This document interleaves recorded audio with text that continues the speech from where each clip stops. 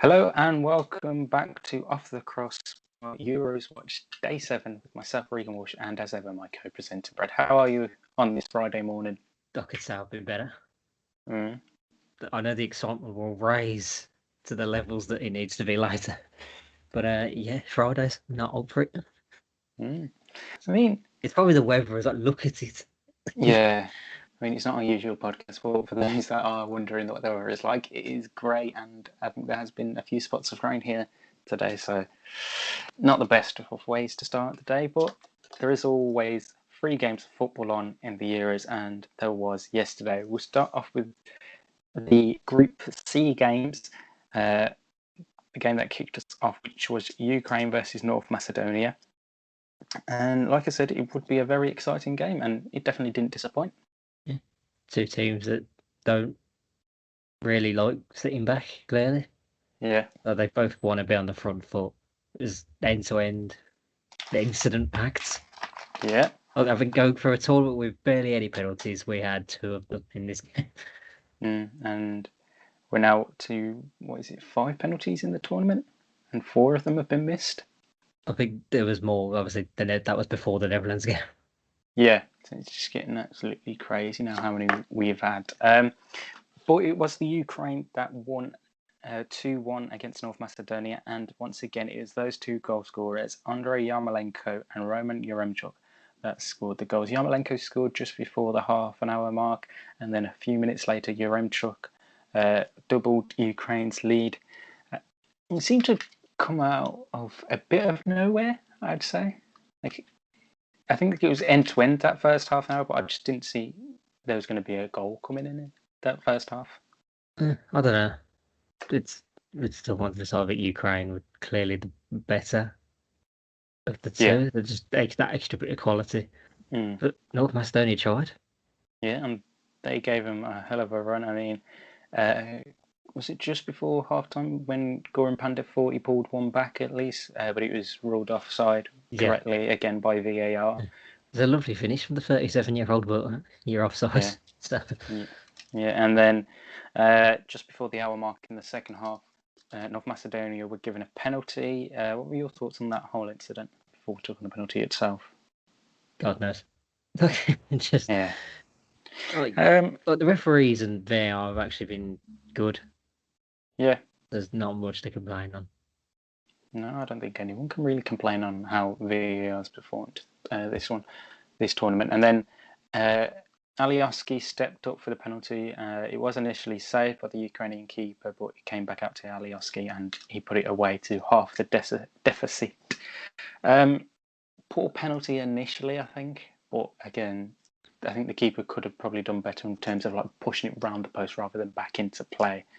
But you got to take your chances when they come to you, and fortunately for Alioski, he got one straight away after that penalty miss.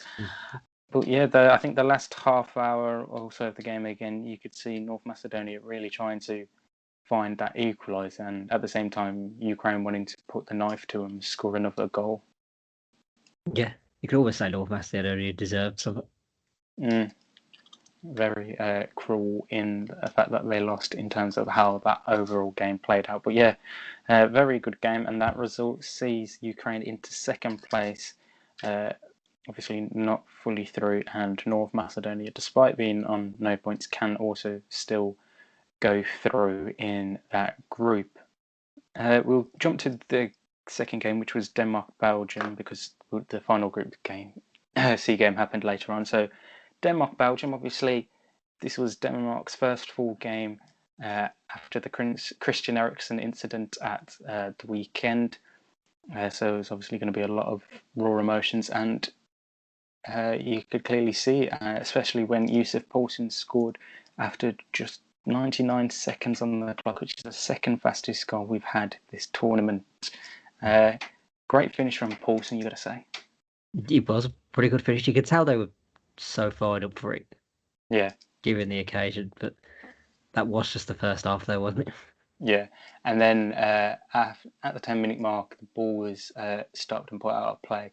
As we said on our preview of the game yesterday, that Lukaku said they'd put the ball out for a minute's applause for Christian Eriksen, which was a beautiful gesture to see. Yeah, it was not. For a second, I did think they were going to carry on because they looked like they were about to attack. Yeah, it just gets it got to the 10-minute mark on the clock on was it ITV? Yeah, on ITV, and you was like, "Are you not gonna?" Because they were on the left wing. I was like, "Well, lads, just put the ball out next to you." Like, had they forgotten about it? But then it got switched out to the right hand side, and then they'd start play, and well, mainly with the ref coming over and telling them, "Lads, It's lad, you said you're going to stop. What are you doing? yeah, yeah, it was a very nice gesture for him." However, like you said, the second half, Yeah. tables turn. Belgium decided to bring out their cheat code. Just not fair, really. Yeah, they brought on Kevin De Bruyne for Dries Mertens on at half time, and within 10 minutes he made an instant impact, assisting Thorgan Hazard for the equaliser for Roberto Martinez's side. Like you said, De Bruyne is just a fucking cheat code, isn't he? It was just a pure masterclass. Yeah. The guy came on and instantly said, "Yeah, I'm the reason Belgium are so good." Yeah, I'm not going to wait until the third game to get us through. We're going through tonight. Yeah. And I think they answered your question yesterday. Yes, he's fit. Yep. Again, 20 minutes from time, De Bruyne himself got onto the score sheet after a beautiful build-up play for that goal. Yeah, that was the Belgium I think we expected. Yeah. Just that flowing attack, but the defense is crap. Yeah, especially as determined in that first half where they had nothing. Yeah, I mean, Jason Denayer in the middle of the back three was awful because I mean he was at fault for the use of Paulson goal. Spurs fans having bad enough flashbacks seeing Vertonghen and Alderweireld. I mean, like you said, that first half Belgium was so lacklustre and offered nothing. I mean, credit to Denmark themselves; they did have a good few chances, but you can bring on De Bruyne and Hazard at half time. Oh, De Bruyne on at half time. Hazard on at the hour mark, as well as Axel Witsel. Serious problems. You can bring them free off the bench. Yeah, that's not right. With that result, Belgium have qualified for the round of 16.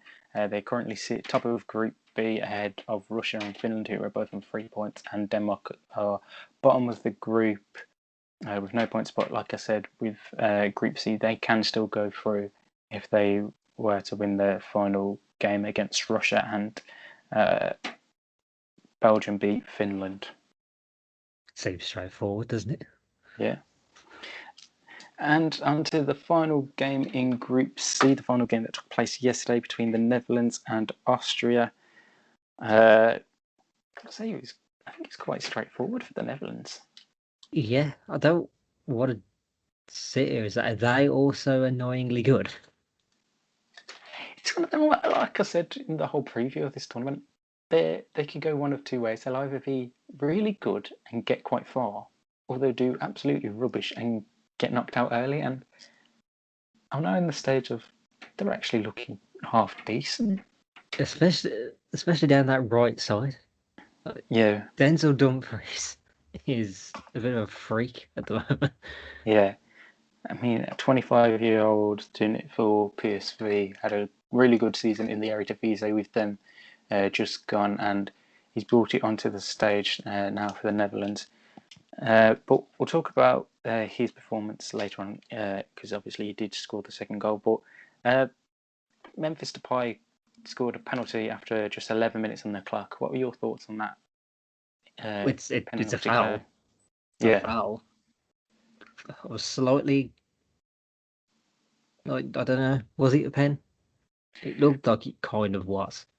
I mean, it's just inside it, and it's difficult one.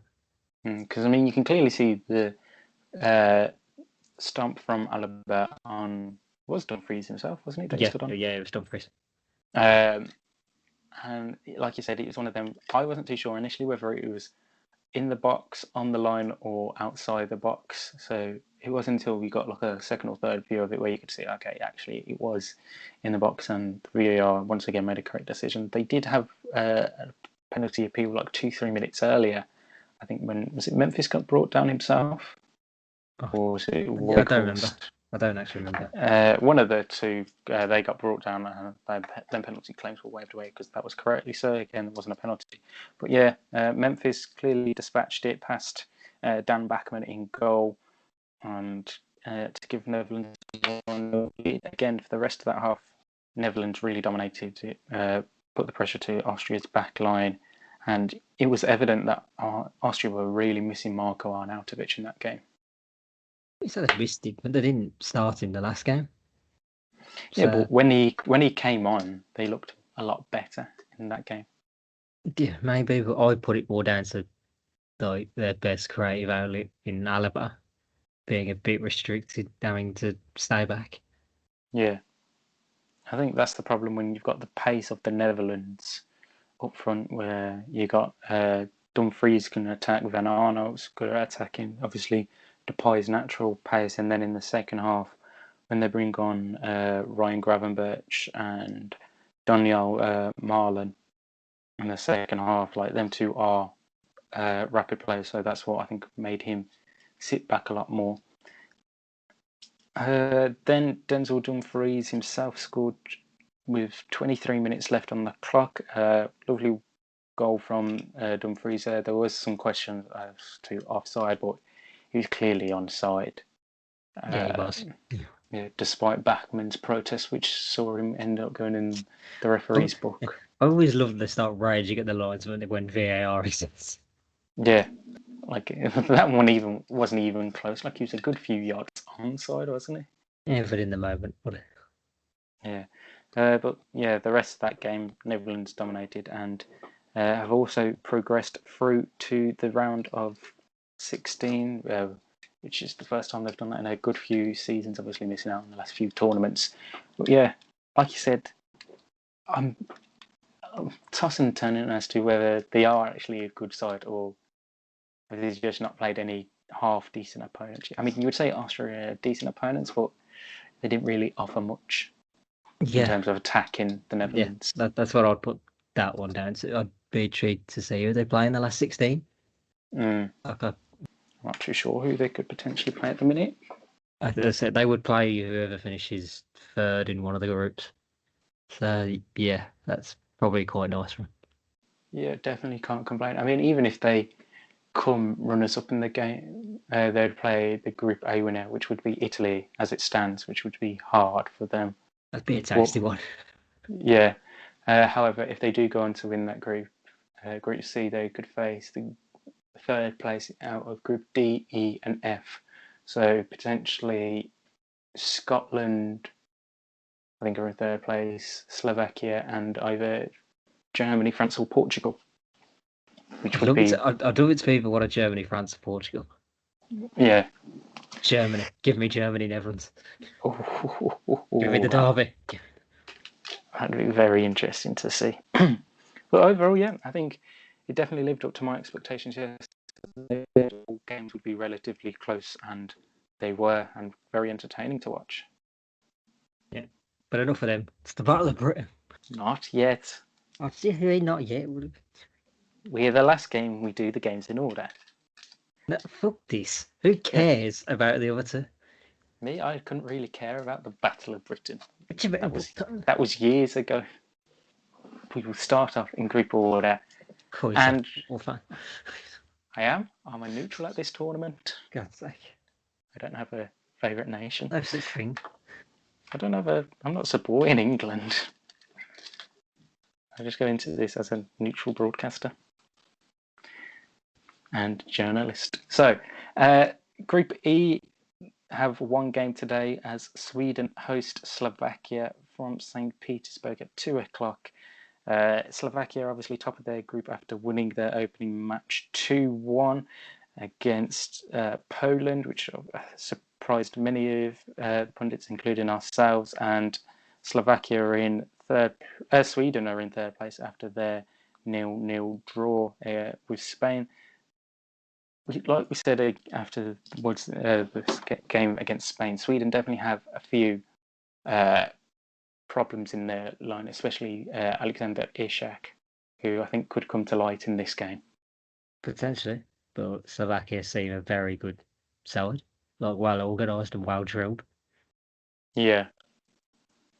I think if Slovakia play like they did against Poland, I think you'd say they get the win there. But if Slovakia play the way they did against Poland, I think they'll get the result. But if they don't, I think there is more of a threat in that Sweden squad where they can actually score a couple of goals and get a win.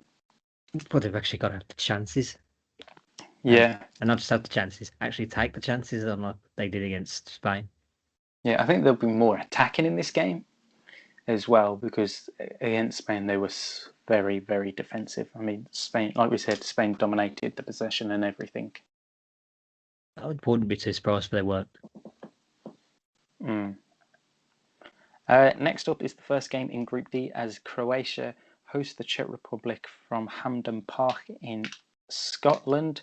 The Czech Republic sit at top of the group after winning their opening game 2-0 thanks to a Patrick Schick brace, whilst Croatia are in third after losing 1-0 to England.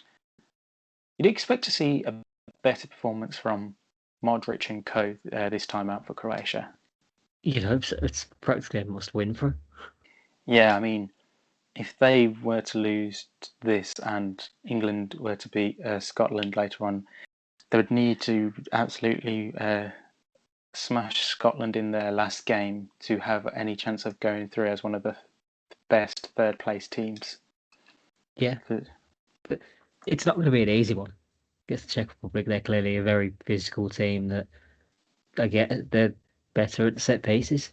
Yeah, I mean, their main strength. So, I mean, the likes of Patrick Schick, Vladimir Kufal in defence, Thomas Souček in midfield, like they all had really solid games the other day against Scotland, and you'd expect them to do the same this time out. But I am expecting a much better Croatia performance. Is it weird that I don't expect much of this game? No, I don't expect much. Fair enough. On to the final game, which you seem which you seem eager to talk about. Well, there's a good reason for that.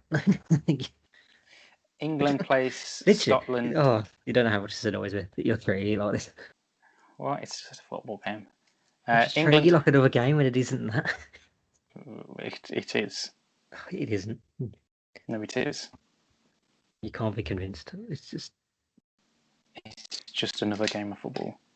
Like, it's nothing special. England take on... Your life's not special.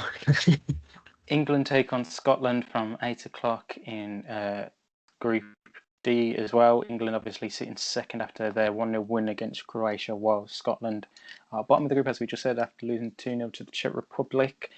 It wasn't the most entertaining games for England last time out. I mean, Harry Kane was rather inefficient in the game. Raheem Sterling, apart from his goal, didn't really create too much.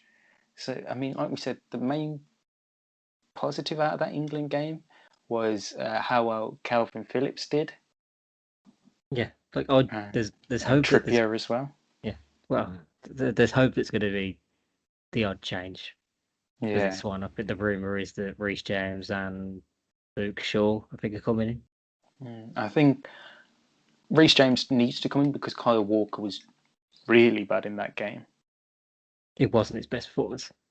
And Luke Shaw for Kieran Trippier, I mean, it makes sense having an actual left-sided player at left back, but you got to feel harsh for Kieran Trippier because he put in a really good performance against Croatia, I think. It's all about, well, you can't be feeling for individual players. It's all about the team. You have to play those who fit each game. And let's face it, Luke Shaw over Kieran Trippier at left back any day. Yeah, and I think the attacking threat of Scotland on the right-hand side is more suited to have Luke Shaw in that position rather than Kieran Trippier. So it's going to be very interesting to see what they can do. England. It'd be nice to see Jack Grealish get a chance. I'm not expecting it from the start. I'd like him to come on during the game. I just want to see if he gets begin. I also want to see Sancho play. Yeah, it's not going to happen. And Harry Maguire come back into the squad. Maybe too soon. Maguire. Maybe the Czech Republic game is the one he'll start in, but he said he's fully fit for this game, though. It doesn't mean he's going to play. I mean, can't just throw him back in. You're telling me you're prepared for another game of Tyrone Mings and John Stones at centre back? Did they play badly against Croatia? Didn't concede. I mean, yeah, but that's because Croatia didn't attack. Did they have an actual meaningful chance? No, because we were at least very good defensively. It was a solid performance, the last one. But it's a solid performance that can have improvement. Yeah, and I think Maguire would be that improvement. And hopefully we get to see Jude Bellingham again as well, get some more minutes under his belt, because he looked really promising when he came on. Hopefully it's more than the 8 to 10 minutes that he got against Croatia. But yeah, I know there's a lot of English and Scottish people hyping this up, but this is going to be a dull game. Do you allow any excitement in your life? Yeah. But not for England versus Scotland. Oh, sorry, I just remembered it begins with N and then ends with S. Yes. So England, Scotland. England, Scotland will never get me excited in any sport. You're a sad man. It's overhyped way too much. I mean, the last time the two nations played each other back in 2017 at Hampden Park, it was a 2-2 draw, because England were crap defensively in the last minute of the game, if I remember correctly. And a lot has changed since. Yeah. I mean, I can't even remember the England lineup from that day, but it's always overhyped by the British media. Like, no other game in world football is ever this hyped in terms of international. Oh, live a little, we can dream. Why? It's just another game of football. You never hear Portugal, Germany getting talked about like it's the World Cup final, unless it actually is the World Cup final. Like, it's just another game of football. You're not going to win the tournament because of this, and you're not going to lose the tournament because of this. It's just another game of football. I'm learning so much about you right now. Right. Look back on our predictions from yesterday. We had Ukraine winning, which we obviously got right. Belgium winning, again, we got right. And Austria and Netherlands, we both got wrong, because you predicted an Austria win and I had the game finishing in a draw. So for today's game, Sweden, Slovakia. A draw. Okay. Czech Republic, Croatia. Also a draw. And I'm not even going to ask you for that one, because I know what you're going to say. Yes, it will be England. I'm going to go Sweden. I'm going to go Croatia. And I'm going to go for a draw. Oh, get out. No, I've got to leave now. I have to leave now. I have to leave. You end this yourself. I'm gone. Elsewhere in the footballing world, we have actually had a lot of news. Ashley Young has been reconfirmed as an Aston Villa player a decade after leaving the club. He signed on a 1-year deal with Dean Smith's side after 18 months at Inter Milan, where he won the league in this past season. Tottenham Hotspur's search for a manager is continuing again. Paulo Fonseca was close to getting the job, but fiscal problems, basically meaning he had a tax advantage in Italy, which was legal over there, but isn't legal in the UK laws. And then they contacted Gennaro Gattuso as an interview. They were prepared to offer him a 2-year deal, but since that happened yesterday afternoon, they've now called off negotiations with Gattuso and are on to what I think there's 5th or 6th option now for a manager. No, I'm done. You've set me off now. I'm done. So there's still no news as to what's happening. Sorry. Interesting enough, just had a message from some bloke called D. Levi. I don't know what he's asking for.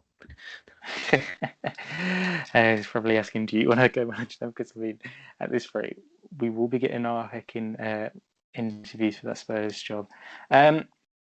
Elsewhere, Son's contract is meant to be sorted out soon with Tottenham, so good news for there. And I believe that is everything else in terms of the world of football.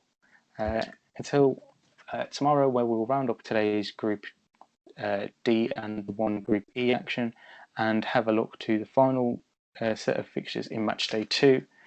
As Spain play Poland, Hungary play France, and Portugal, Germany is the game in between those two. Tomorrow, make sure you like, comment, and subscribe, turn on post notifications, and follow us on Twitter at OffTCPod, so you never miss out on a post. Until then, it's goodbye from me, and goodbye from Brad. I can only apologise to my colleague. He woke up on the wrong side of the bed this morning.